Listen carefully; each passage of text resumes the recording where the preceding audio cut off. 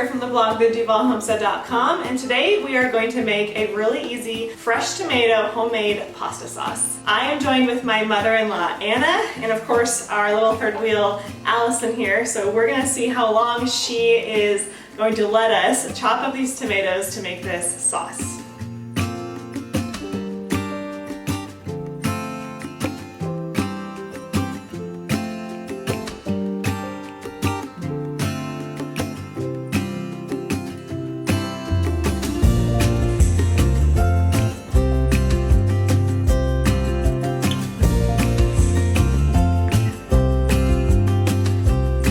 It is summertime here at the homestead and we have a lot of tomatoes in our area.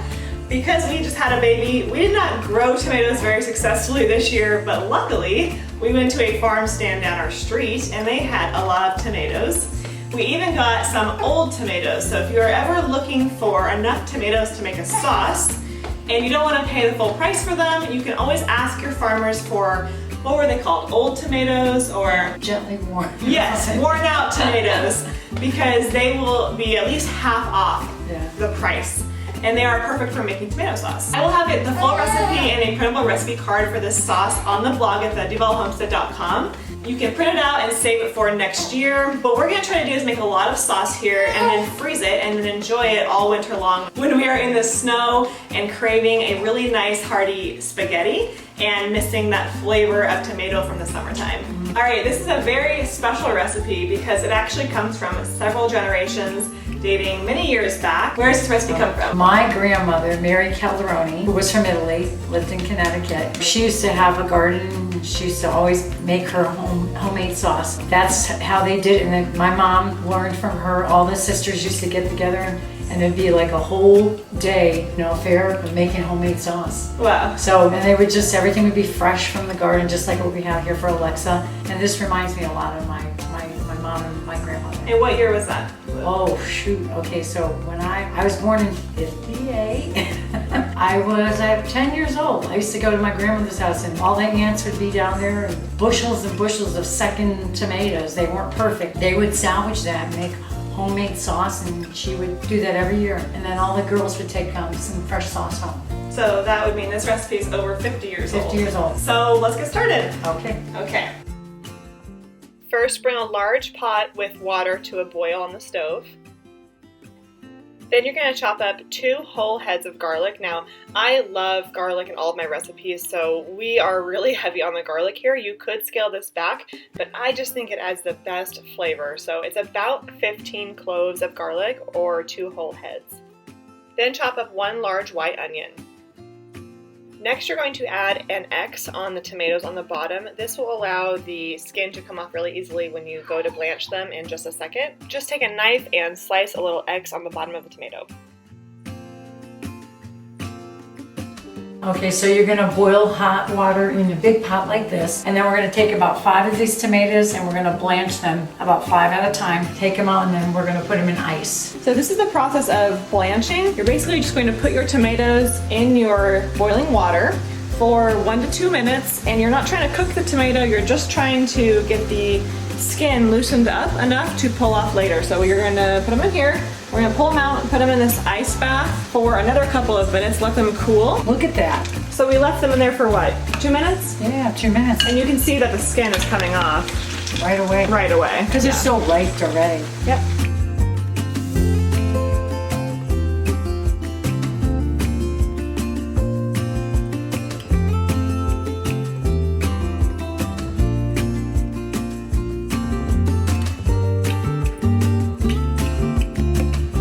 Okay, so we just emptied this pot out with the boiling water now that we're done with the tomatoes. And we're gonna add a nice amount of olive oil.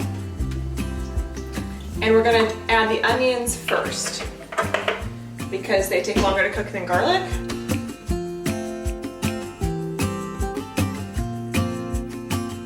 Meanwhile, you can chop up 1 carrot. We like to add carrot, it's kind of the secret ingredient because it adds a nice sweetener to the sauce.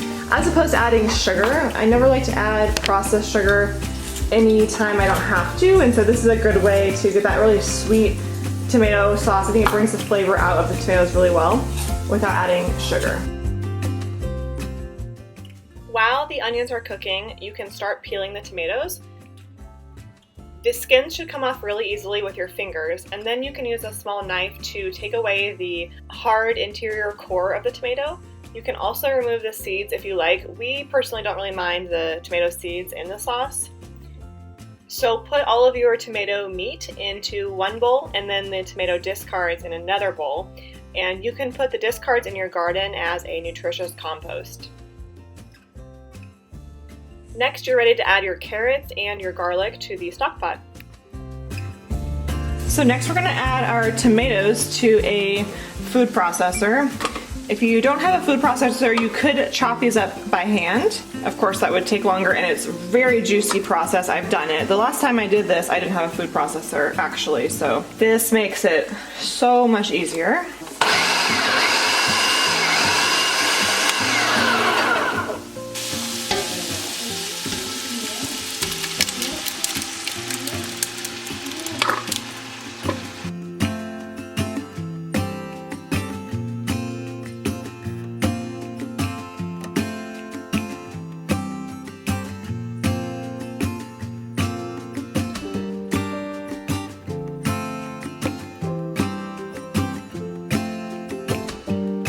So I'm starting with adding a tablespoon of salt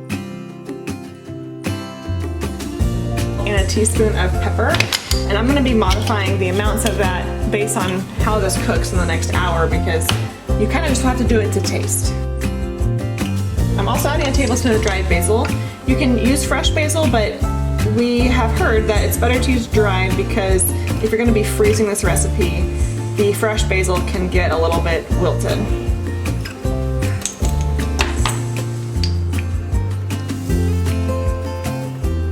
I'm going to add about a teaspoon of various Italian herbs, nice and seasoned.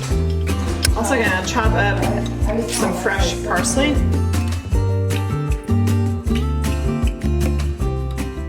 Combine all that and let it simmer for 90 minutes.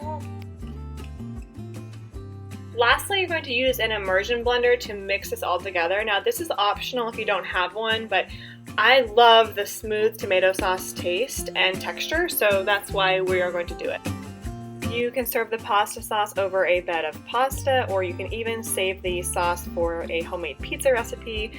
We like to put these in freezer bags and pull them out on a cold winter's day. Alright, well thank you so much for joining us for a homemade Italian tomato pasta sauce recipe. If you are brand new to my page, make sure you subscribe on YouTube and like on Facebook. Every week I post a new farm-to-table recipe and homemade natural living from our homestead here in Duvall. Thank you, Anna, for joining us for this recipe. Well, I'm more than happy. And for Allison for giving us the time to cook it. Thank you so much for stopping by the Duvall Homestead.